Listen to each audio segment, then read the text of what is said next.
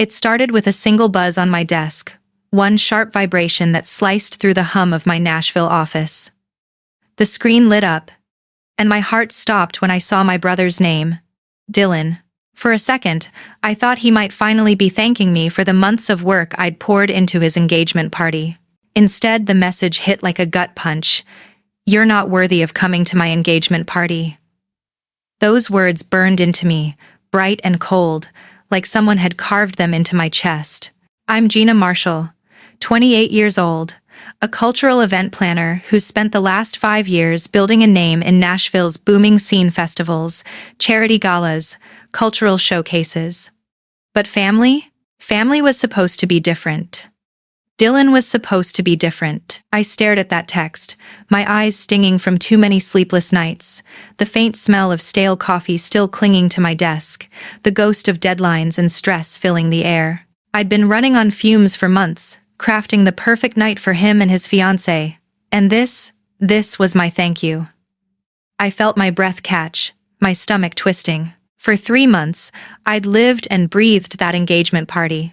I'd spent every late night with my laptop open, the glow of the screen painting my apartment in shades of exhaustion, coordinating details down to the scent of the centerpieces.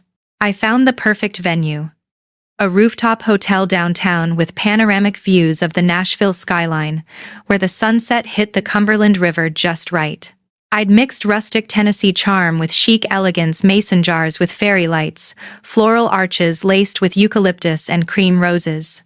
I even brought in Teresa Morgan's catering company, the one everyone in town fought to book, known for their bourbon-glazed ribs, honey cornbread, and peach cobbler that could make you cry.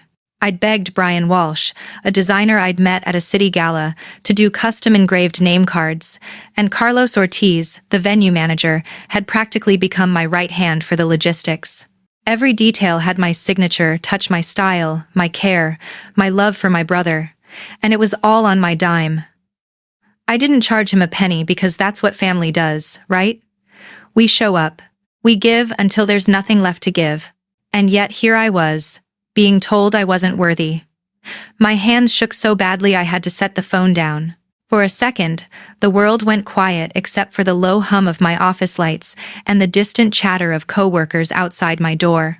I wanted to call him, to demand an explanation, to scream, but something in me froze. Instead, I took a deep breath, forcing the ache in my chest to settle. My mind flashed back to when we were kids. Dylan was always the golden boy, the one who could do no wrong. Mom would beam at his report cards, Dad would brag at barbecues, and I'd be the one cleaning up, the scapegoat for every forgotten chore or missed curfew. "Gina, you're the older one. Be responsible," Mom used to say, her voice all sugar and disappointment. I learned early that in our house, love had conditions. You earned it by serving, by fixing, by staying small. And somehow, even at 28, I was still playing that role, still earning what should have been unconditional. I finally grabbed my phone and called Mom Nancy Marshall, queen of appearances, who always believed in keeping family matters tidy. She answered on the third ring, her tone already weary, like she'd been expecting this. "Mom, did you know about Dylan's text?" I asked, my voice trying to stay calm but cracking anyway. There was a pause too long, and then her soft, dismissive sigh came through the line. "Gina, it's his big day. He's under a lot of stress. Don't make a fuss." I nearly laughed. Don't make a fuss? I'd just been erased from a party I built from the ground up, and she wanted me to play nice. "Mom, I've spent 3 months my money, my time making this perfect. I just don't understand why." But she cut me off. "Gina, please. Let your brother have this moment." Her voice was sugar-coated, but every word carried the same message I'd heard my whole life. "You don't matter as much." My chest tightened. I could feel the heat rising to my cheeks, the frustration crawling up my throat, but I swallowed it down. "Right," I said quietly. "His moment." I hung up before I could say something I'd regret. I sat there for a long time, staring at the wedding vision board pinned on my corkboard color palettes, catering notes, floral mock-ups. My office smelled faintly of paper and stress. A stack of unpaid invoices mocked me from the corner of my desk. I'd sacrificed weekends, turned down clients, and now I wasn't even invited. Every muscle in my body screamed for rest. But I wasn't going to cry. Not this time. I picked up the phone and called Dylan. He answered on the second ring. His tone clipped and impatient, like I'd interrupted something important. "What's this about, Dylan?" I asked, my voice steady but trembling underneath. "You sent me a text saying I'm not worthy of coming to your party, the one I planned." He sighed, that long, practiced sigh that said I was being dramatic. "Gina, look, it's not personal," he said. Rachel and her friends want a certain vibe. You don't really fit it." Rachel, the fiancée. I could almost hear her in the background, the faint lilt of laughter that grated against me. "Not personal?" I repeated, disbelief flooding my words. "I've been staying up till 2 a.m., designing your centerpieces. I've paid deposits with my own money, and now I don't fit your vibe?" He hesitated, then said, "There's just limited space. You know how it is." I laughed, one sharp, humorless sound. "Yeah, I do. You're ashamed of me. You think I'll ruin your curated little show." He exhaled hard. "Gina, just drop it. It's my call." That was it. Months of work. Sleepless nights. Phone calls. And he brushed it off like a scheduling error. I wanted to scream, to tell him he'd regret this, but the words stuck in my throat. Instead, I hung up. My fingers were still trembling when Mom called back an hour later.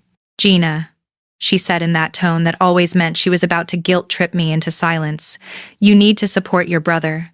This is about family, not your feelings." I could almost see her sitting at her kitchen table, glass of sweet tea in hand, pretending everything was fine. I felt something inside me snap a quiet, clean break. "Family?" I said, my voice low and even. "Where was family when Dylan told me I wasn't good enough to show up?" She gasped. Like I'd slapped her. "You're being selfish," she snapped. I didn't even respond. I just ended the call. My heart was pounding so hard I could hear it in my ears. For the first time, I realized I wasn't the problem. I was the scapegoat, the one who made everyone else comfortable by taking the blame. That night, as I sat in my apartment, surrounded by vendor contracts and crumpled sticky notes, I thought about something I'd read a few weeks ago. An AARP report saying there are 63 million family caregivers in America, up 45% in the last decade. 40 to 70% of them show symptoms of depression. 38% report high stress. I wasn't a caregiver in the traditional sense, but emotionally, I'd been one for my family my entire life. Always the fixer, the peacekeeper, the one holding things together while they fell apart. I was tired. The kind of tired that seeps into your bones. I rubbed my temples, feeling the ache behind my eyes from staring at spreadsheets too long. My apartment was silent, except for the hum of the fridge and the faint buzz of my phone on the table. Another message blinked on the screen. This time, it was Dad. "Gina, we need to talk about the engagement gift," he wrote. My stomach dropped before I even opened it. I called him, hoping maybe he'd be different.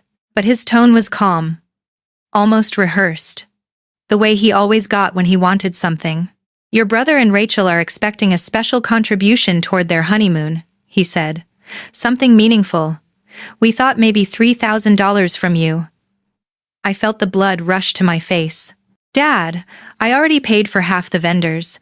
I've been working nonstop to make this happen, and I'm not even invited." He chuckled, like I'd said something silly. "Gina, it's for family. You can't just opt out." His words hit harder than Dylan's text. I gripped the edge of my desk, trying to stay calm. "I'm not giving them a dime," I said quietly. "I've done enough." His tone turned cold, the warmth gone. "You're making this harder than it needs to be. Dylan deserves this. Be proud of him. Be proud of him." That was the final straw. After I hung up, I sat in the dark for a long time, the city lights flickering through my window, reflecting off the glass of water I hadn't touched. The sound of distant traffic filled the silence, and I realized I'd been living like this my whole life, giving everything to people who never once looked back to see if I was okay. My phone buzzed again. Instagram notification. My cousin Tasha had posted a photo at a downtown bar, the Bluebird. Dylan and Rachel were there, all smiles, surrounded by their friends, champagne flutes raised high. The caption read, "Best bachelor night ever." I stared at the photo, my throat tightening. There was Dylan, laughing, happy, carefree without me, without even a text. I clicked through her stories, videos of them toasting, talking about the amazing planner behind the party. Not a single mention of my name. My chest burned. I messaged Tasha. "Hey, was I supposed to be there?" Her reply came fast, flippant. "Oh, Gina. It was just a small thing. Didn't think you'd care.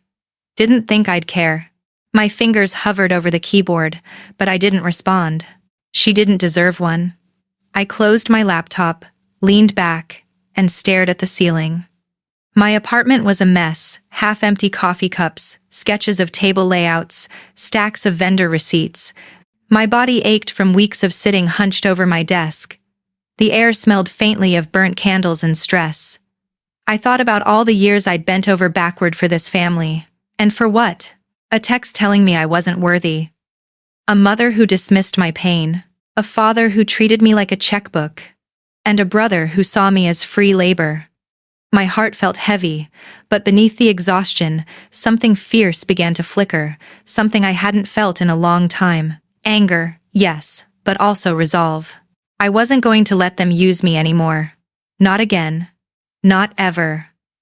I remember staring at that text one last time before locking my phone and whispering to myself, "You're done, Gina." But even then, I had no idea what that decision would set in motion. No idea how walking away would make everything crumble. Because what came next wasn't just payback, it was liberation. And trust me, it was only the beginning. If you've ever been betrayed by your own family, drop your story in the comments below and hit that subscribe button, because this is where it all started. I stared at my cousin Tasha's Instagram story again, the screen's glow reflecting off my untouched coffee, the ice long since melted into a pale swirl. The video replayed on loop. Dylan at the Bluebird bar, surrounded by his friends and Rachel's bridal party, laughing under flickering neon lights. His arm draped over her shoulder, champagne flutes clinking, the caption reading, "Best bachelor night ever with the dream team." My stomach knotted. Not one of them had even thought to include me. I had planned every inch of their engagement event. Yet here they were, living their best curated lives while I sat in my apartment, surrounded by vendor contracts, receipts, and empty promises. I'd scrolled through the comments' heart emojis. "Congratulations." The usual gush, but all I could think was how easily they'd erased me. I'd built their moment, brick by brick, and now I was invisible. My fingers trembled as I messaged Tasha. "Hey, saw your post. Was I supposed to be there?" She replied fast, almost too fast. "Oh, Gina, it was just a small thing. Didn't think you'd care, LOL." Didn't think I'd care. The audacity of it made my chest ache. I typed a dozen replies, angry, bitter ones, but deleted each one before sending. They didn't deserve my words. I set the phone down and looked at the pile of contracts on my desk: venue deposits, catering confirmations, decoration blueprints. Every signature line bore my name. Gina Marshall. My name was the glue holding it all together. Without me, the entire thing would collapse. That's when it hit me. Maybe that's exactly what needed to happen. My laptop fan whirred softly as I opened my spreadsheet of vendor timelines. My reflection stared back at me in the darkened screen, tired eyes, messy bun, skin dull from stress. I thought about how every night for months had smelled like burnt coffee and exhaustion. The hum of my old desk lamp filled the silence, and I could almost hear my own pulse in my ears. For a moment, guilt crept in. What if I stopped now? What would that make me? Petty? Unprofessional? But then another voice whispered back. What about what they made you feel? I rubbed my temples, remembering something I'd read earlier in a Brightside article about boundaries. You teach people how to treat you by what you tolerate. I'd tolerated too much for too long. The scapegoating, the guilt, the emotional manipulation disguised as family duty. I'd spent years trying to earn a seat at a table that never wanted me there. On impulse, I opened a new tab and searched for support groups for family scapegoats. A Reddit thread popped up immediately. R, divided by raised by narcissists. I scrolled through posts of people telling stories just like mine, parents who dismissed them, siblings who took advantage, families who demanded everything and gave nothing. One comment stopped me cold. The moment you stop serving them is the moment they call you selfish. That's when you know you're healing. I sat there for a long moment, letting that sink in, my heart pounding with a strange mix of grief and clarity. A soft ping from my calendar reminded me of my meeting with Tracy the next morning. Tracy Fisher, my best friend since college, the one person who'd seen me through every high and low. We met at a coffee shop near Music Row, a cozy place that smelled of cinnamon and roasted beans, its air hazy with steam from espresso machines. The chatter of musicians and tourists filled the background, but I barely heard any of it. I slid into the booth, my hands still trembling as I set my laptop down. Tracy looked up from her cappuccino, immediately sensing the storm in my face. "Oh no," she said, eyes narrowing. "What did they do this time?"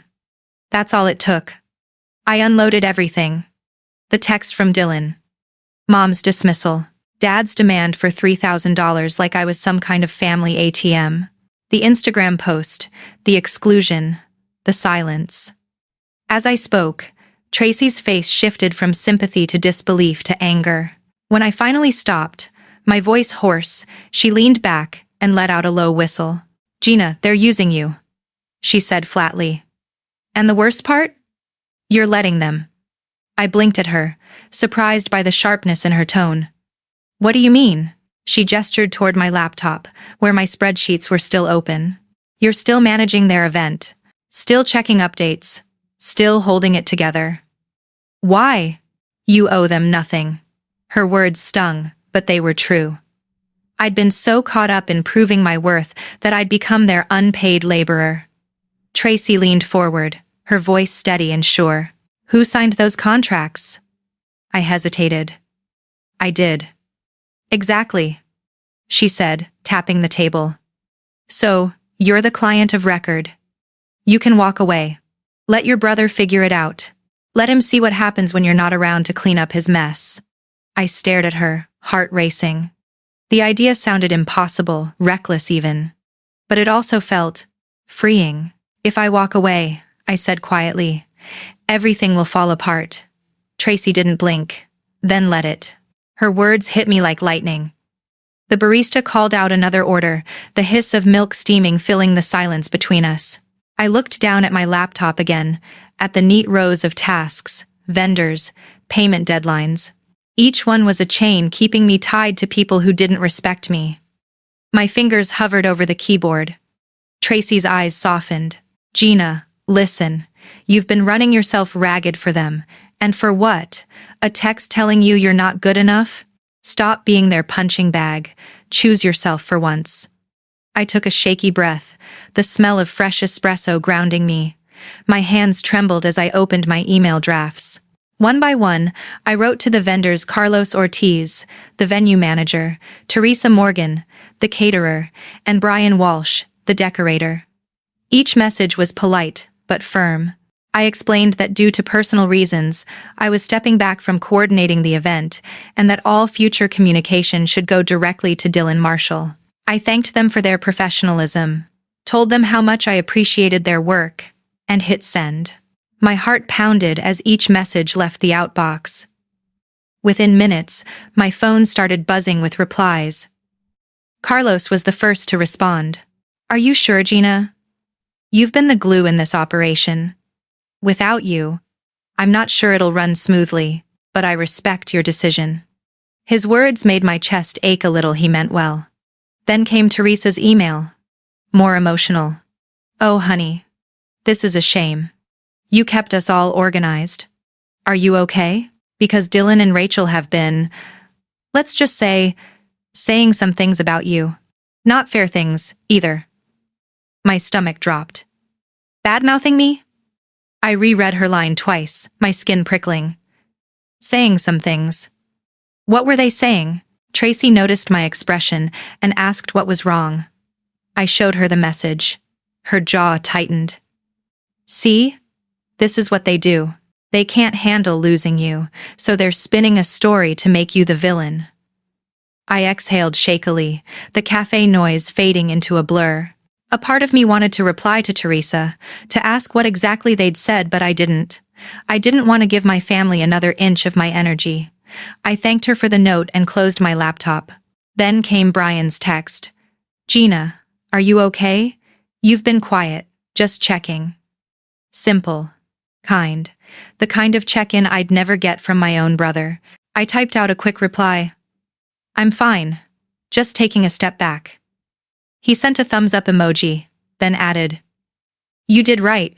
You deserve peace. I stared at that last line for a long time, feeling tears sting my eyes. Peace. I couldn't remember the last time I'd had any. I closed my laptop fully and looked at Tracy. I did it, I said quietly. She smiled. Good. Now, what's next? The question hung in the air like a dare. What was next? For the first time in months, I didn't have an answer. But I knew one thing. I wasn't going to sit around Nashville waiting for them to come crawling back. I wanted distance. Real distance. My thoughts drifted back to a screensaver I'd seen once, on a coworker's computer, golden beaches, turquoise water, a caption that read, Find your peace. The idea bloomed in my mind, wild and impossible. Hawaii. It felt impulsive, maybe even stupid. But it also felt right. I opened my phone, thumbs moving almost on autopilot, searching flight deals to Honolulu. There it was, a morning flight leaving Nashville the same day as the engagement party. One-way ticket. I pictured myself stepping off that plane, the salt air washing away months of bitterness. Tracy must have read the look on my face because she grinned. You're doing something, aren't you? I laughed through the lump in my throat. I think I'm going to Hawaii. She blinked, then broke into a slow smile. That's perfect. Back at my apartment that night, I sat cross-legged on my couch, the glow of my laptop lighting the room as I filled out my booking details. The hum of the air conditioner mixed with the quiet city sounds outside, a siren in the distance, a car door slamming, life moving on. I entered my card info, hovered over Book Now, and for once, I didn't overthink it. I clicked. The confirmation email popped up instantly, a neat little receipt for freedom. I felt an unfamiliar lightness in my chest. I picked up my phone and called Tracy. She answered on the first ring. So? She asked. No hello needed. I smiled. The first genuine one in days. It's done. I'm out. I'm going to Hawaii. She let out a triumphant laugh. Finally. Let them figure out their own mess. As I hung up, the quiet of my apartment didn't feel lonely anymore. It felt earned. I looked around the stacks of contracts, the half-burned candle, the empty coffee cups, symbols of how hard I'd tried to hold together something that was never mine to fix. The clock on my wall ticked steadily, marking the end of one chapter and the slow, deliberate beginning of another. My phone sat face down beside me, still buzzing occasionally with new messages, no doubt from Mom or Dylan, or someone else trying to pull me back in. I didn't check them.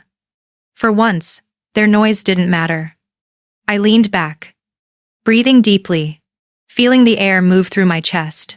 I didn't know exactly what was waiting for me in Hawaii, but I knew what I was leaving behind. Guilt, manipulation, and the endless cycle of trying to be good enough for people who never noticed. Still, a small part of me couldn't shake the question what would happen when they realized I was really gone. I smiled faintly. They'll find out soon enough, I whispered to myself, closing my eyes. But little did I know. Their perfect party was about to implode in ways none of them could imagine. The airport was still waking up when I arrived, that in-between hour when the fluorescent lights hummed too loudly and the smell of burnt coffee and disinfectant clung to the air. My carry-on bumped against my leg as I walked toward the gate. the wheels clicking rhythmically over the tile, a metronome marking the beat of a new start. My phone sat heavy in my pocket, silent. No texts, no calls. For the first time in years, there was nothing I had to respond to. I bought a coffee and sat near the window, watching the early flights taxi in pale gray light. Steam curled from my cup, and for a moment, I felt a flutter of guilt. Somewhere back home, the engagement party was about to begin, or at least, try to. But I pushed the thought aside and focused on the hum of engines, the shuffle of travelers, the mechanical voice announcing boarding groups. The chaos waiting for them wasn't mine anymore. Still, as the minutes passed, I couldn't help imagining it like a film reel playing out scene by scene. Carlos, the venue manager, would be pacing by now, his voice rising over the phone lines. I could almost hear the echo of his frustration bouncing off the marble floors of the lakeside conservatory. "No, Rachel, we can't rearrange the seating chart again. Your coordinator quit, remember?" The air inside would be thick with tension, the smell of lilies and spilled champagne mixing into something sour. Guests arriving early would stand awkwardly in the entrance hall, glancing at one another, their polite smiles slipping. The lighting, which I'd meticulously planned to be warm and golden, would instead flicker unevenly because no one knew to reset the dimmers. Someone would comment about how cheap the place suddenly looked.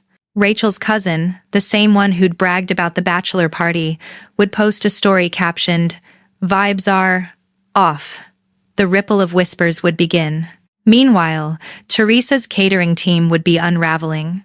Without my timeline or labeled checklists, half the hors d'oeuvres would still be in their delivery boxes, the shrimp cocktails sweating under weak ice. I pictured Teresa barking orders, "Get those trays out, now!" while her assistant tried to calm an impatient mother of the groom, demanding to know why the bar wasn't open yet.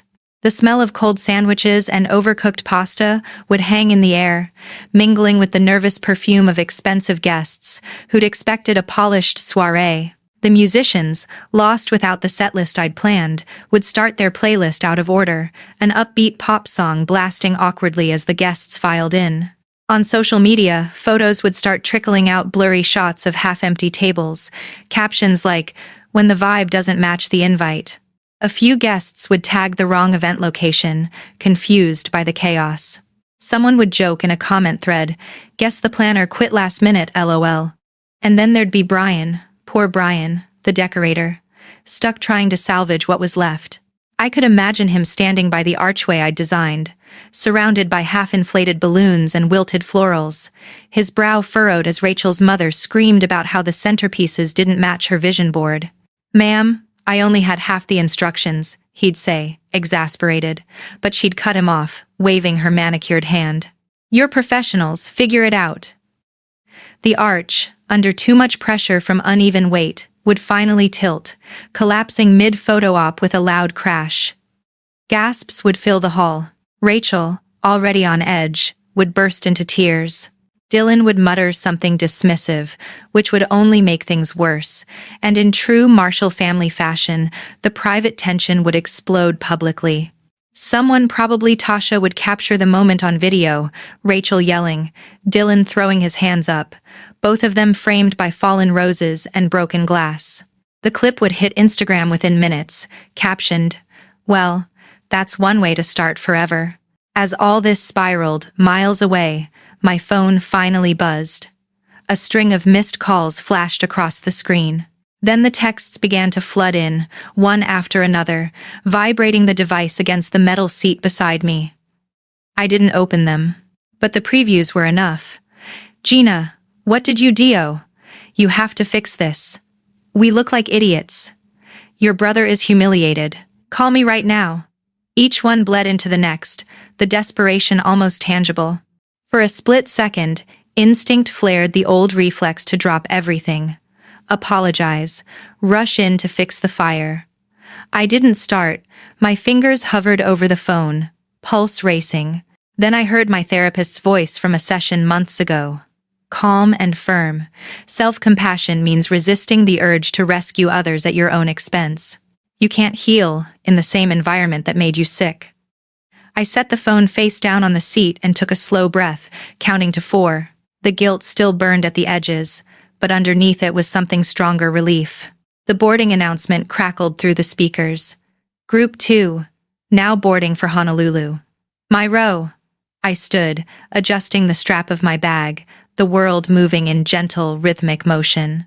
As I walked down the jet bridge, the air grew colder, metallic, tinged with jet fuel. The murmur of other passengers mixed with the distant roar of engines.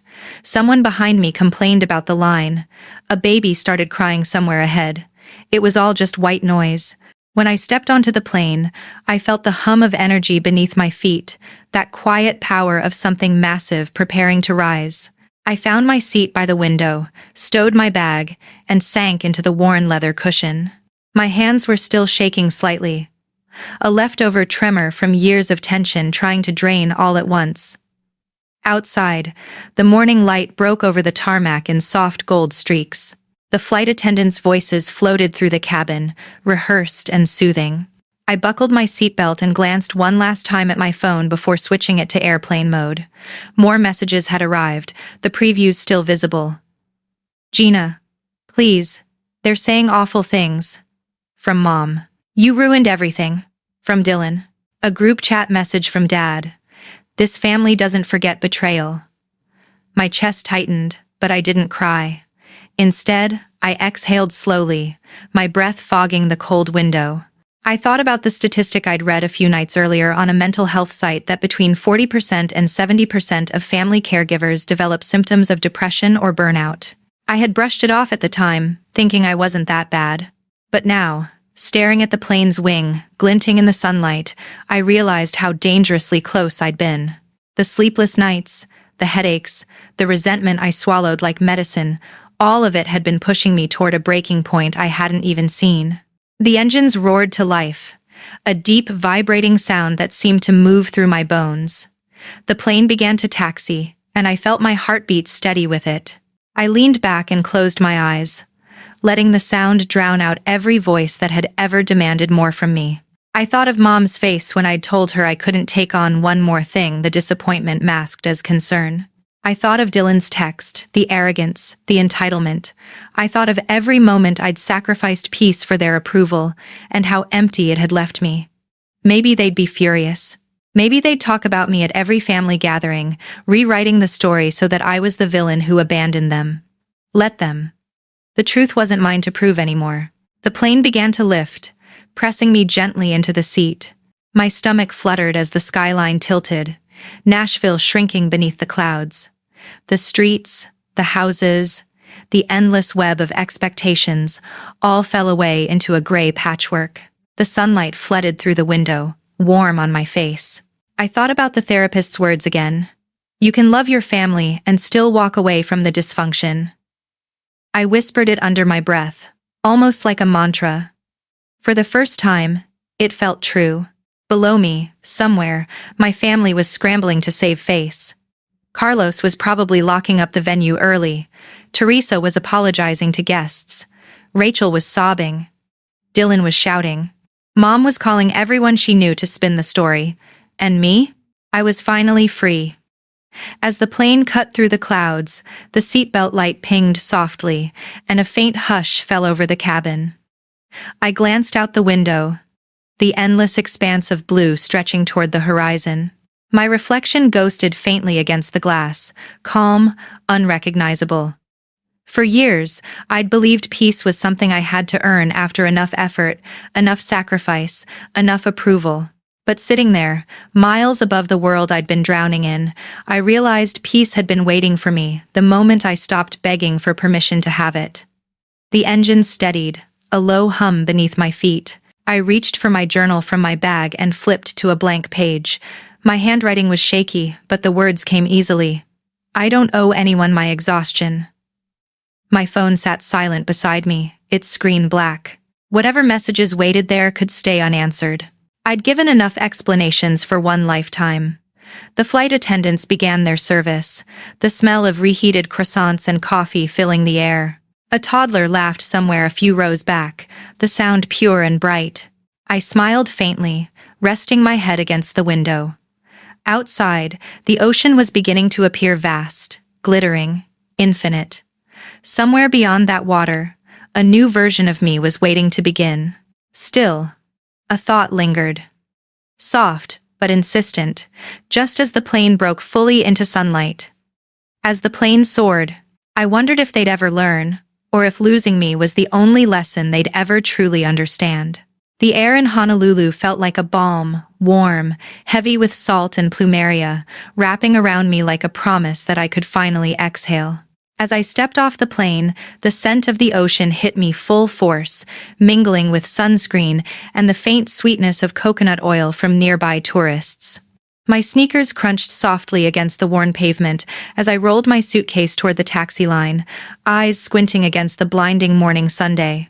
Every inch of me felt both weightless and sore, the kind of exhaustion that doesn't come from travel but from years of carrying what wasn't yours to carry. The driver, a cheerful man with a hibiscus print shirt, helped with my bag and asked, "First time in Hawaii?" I smiled faintly, nodding. "First time anywhere alone," he chuckled. "Then you came to the right place. This island knows how to help people let go." His words lingered with me long after we pulled away from the airport. My hotel overlooked Waikiki Beach, its balcony framed by palms swaying like slow-moving metronomes. That first evening, I walked barefoot along the sand as the sun began to dip behind Diamond Head. The sky bled into streaks of violet and coral, and every wave that rolled toward shore seemed to whisper, "You made it." For months, my world had been emails, anxiety, and endless noise. Here, there was only rhythm, the hush of the tide, the faint strum of a ukulele from somewhere down the beach, the scent of salt on my skin. For the first time in years, my shoulders dropped. I wasn't waiting for anyone's approval. I wasn't the fixer, the scapegoat, or the planner. I was just Gina. The next morning, I joined a small meditation class near the water.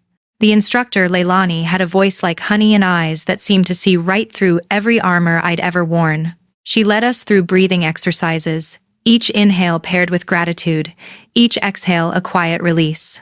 "Let go of what no longer serves you," she said softly. "When you stop fighting the current, you find your own tide." Her words cut deep. During the final stretch of meditation, I imagined my family not with anger, but with distance. I pictured each expectation, each manipulative text, each guilt trip dissolving into sea foam and drifting away. When the class ended, Leilani touched my shoulder gently. "You look lighter," she said with a knowing smile. "Sometimes peace isn't found, it's chosen." That afternoon, I sat at a cafe overlooking the surf, journal open, pen in hand. The pages felt foreign at first, blank and judgment-free. I started with what Leilani had said, then let my thoughts spill freely. What do I actually want from life if no one else is steering it? I remembered an exercise from Brightside. I do me about boundaries draw 2 columns. What I'm responsible for, and what I'm not. In the first, I wrote, my emotions, my effort, my rest, my joy. In the second, their approval, their happiness, their drama, their expectations. When I finished, I felt something shift inside me. A kind of click. Quiet but final. For so long, I'd believed love meant fixing things. Now I understood it meant respecting where I end and others begin. I added one more line at the bottom of the page. Peace is not selfish. It's survival. The days passed gently, each one a small act of recovery. I joined a sunrise yoga session on the beach, muscles trembling as gulls circled overhead. I wandered through food trucks near Kaimuki, savoring grilled pineapple and fresh poke, my taste buds waking up after months of stress snacking on cold takeout. Locals taught me phrases in Hawaiian, pono, balance, aloha, more than hello, a way of being. Every word felt like medicine. I started sleeping deeply again, the kind of sleep where dreams were soft and safe. Then, one evening, while sitting on my balcony with the ocean whispering below, my phone buzzed a message from Tracy. "You're not going to believe this," she wrote, followed by a link. I tapped it, and there it was. Her blog post, titled, "The Sister Who Planned It All and Walked Away." She'd written about me, anonymously but unmistakably, describing what it meant to finally choose yourself after years of being the family caretaker. The piece had gone viral overnight. Tens of thousands of shares, hundreds of comments. People were telling their own stories. Daughters, sons, caregivers, scapegoats. One comment read, "This sounds like me. I thought I was crazy for walking away from my toxic parents." Another, "Reading this made me cancel my flight home for Christmas, and I've never felt freer." Someone else added, "I'm crying in my car. I've been the Gina in my family for decades." The sheer volume of strangers who understood made my chest ache in the best way. Among the comments, one caught my eye, a username I recognized faintly. It was a mutual friend from back home. The message was short but sharp. "You did the right thing. You have no idea what they were saying about you before the party." My stomach twisted as I read on. "They were blaming you for every mistake, telling people you'd lost it, even spreading rumors that you'd stolen money from the wedding fund. That's why everyone thought you ghosted them." I sat frozen for a moment, the words sinking in. Anger flared, not the hot, explosive kind, but a cold clarity. They hadn't just used me. They'd rewritten the story to paint me as unstable. But instead of spiraling, I felt strangely steady. I closed the app, opened my journal again, and wrote, "Their lies can't touch me if I stop living in their version of reality." Then, beneath it, in bold letters, "I choose truth, even if I'm the only one who knows it." Weeks melted into each other. The sun deepened my skin, the salt tangled my hair, and little by little, I could feel the burnout unraveling. I'd read once in a psychology journal that therapy and rest can reverse burnout symptoms by 60% within 3 months if boundaries are maintained. It felt true. I wasn't just healing. I was remembering what a regulated nervous system felt like. No constant adrenaline, no panic pings from my phone, no bracing for the next demand. When Tracy called again, her voice was buzzing with excitement. "You're trending, Gina. People are quoting your lines from my article. You've started something." I laughed, still in disbelief. "I didn't do anything." "Exactly," she said. "You stopped doing, and people finally noticed what it looks like when someone says no." 2 months later, I returned to Nashville not because I missed it, but because I wanted closure. The air smelled different when I landed. Colder, less forgiving. I drove past the old family house but didn't stop. The yard looked the same, Mom's roses trimmed, Dad's truck in the driveway, but I didn't feel the old pull anymore. I stayed at a hotel downtown instead, met Tracy for dinner, and that's when she told me the twist I didn't expect. The engagement was off. Apparently, after the party disaster, Dylan and Rachel had fought constantly. Blame, resentment, public humiliation, it all came undone. "He called off the wedding," Tracy said, sipping her drink. "Said he needed to rethink priorities." I raised an eyebrow. "You mean he realized life without a scapegoat is harder than he thought?" We both laughed, the kind of laugh that comes from surviving something absurd. That night, I finally blocked my family. No dramatic message, no final goodbye. Just silence. It wasn't revenge, it was reclamation. I didn't need to win an argument to know I was free. In the months that followed, everything shifted. My freelance event work, the thing they used to call a hobby, exploded. Tracy's article had brought in inquiries from people who wanted someone empathetic, organized, and grounded. Brands reached out. One client even said, "I found you because your story reminded me of my sister, the strong one who never got credit." I worked with nonprofits, helped plan fundraisers for caregivers, even collaborated on a podcast episode about boundaries and burnout recovery. The irony wasn't lost on me. I'd become successful by walking away from the very people who said I'd never make it. One afternoon, after finishing a session with a new client, I returned to my journal, flipping through its pages, now filled with entries about progress and peace instead of pain. On one page, I'd written a quote from a psychologist I'd heard on a podcast. "Self-respect is the quietest revolution you'll ever start."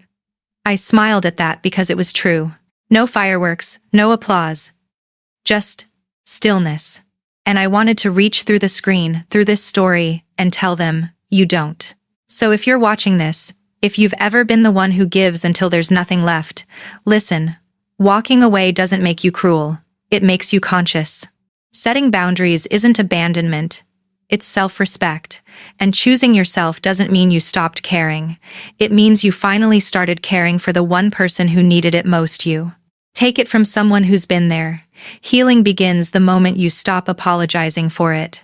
So tell me, what would happen if you stopped fixing everyone else and started building a life that feels like yours? Drop your thoughts below, share your story, and if this resonated, hit like, subscribe, and send it to the person who needs to hear they deserve peace too. Because maybe that's how the healing keeps spreading, one Gina at a time.